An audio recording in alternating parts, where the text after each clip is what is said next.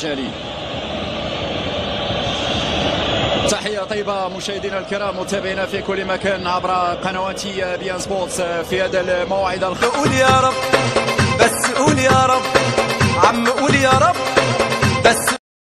يلا يا جماعه يلا يا جماعه البسوا الخوذ يلا يلا اسود. هنبهكم حاجه مهمه جدا، هيحاولوا يستفزوكم كل دول شمال اسيا كده عشان في الاخر يوصلوا للبلمبات، مش عايزكم توصلوهم للبلمبات.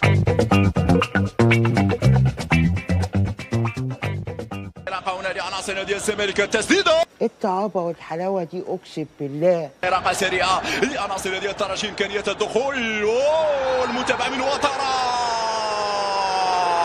ايه القرف ده يا جدعان في ايه؟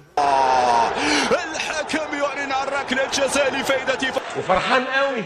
مشرفيه بلال بن زحه يتقدم بلال ده انه هيبقى مرار طافح. حاسب كده حاسبي كده مشولي كده بقى عشان مدرجات بهذه الكيفيه. نعم اجواء هستيريه في مدرجات.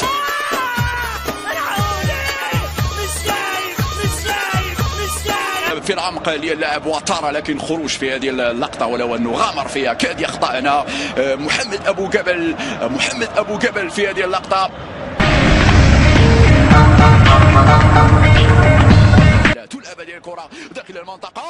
عبد الشافي ماذا يفعل والمتابعه من محمد ابو جبل. يا ناس هموت يا ناس يسيبوا قمت مديله. نادي الزمالك يرجعون الى الخلف. انطلاقه في مرتدى هجوميه هي خطيره دي لعناصر نادي الزمالك. لعبه وتمريره هناك على الجهه اليسرى. الهجمه لا زالت متواصله والزمالك يبحث عن التعادل في هذه اللحظات. التحضير بهذه الكيفيه. فرصه معز بن شريف يتصدى.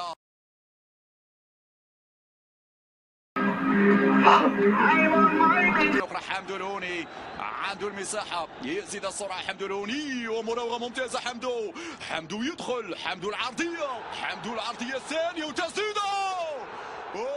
ما شاء الله حلاوة وزكاوة. باركوا له اخوك ابو جبل باركوا له.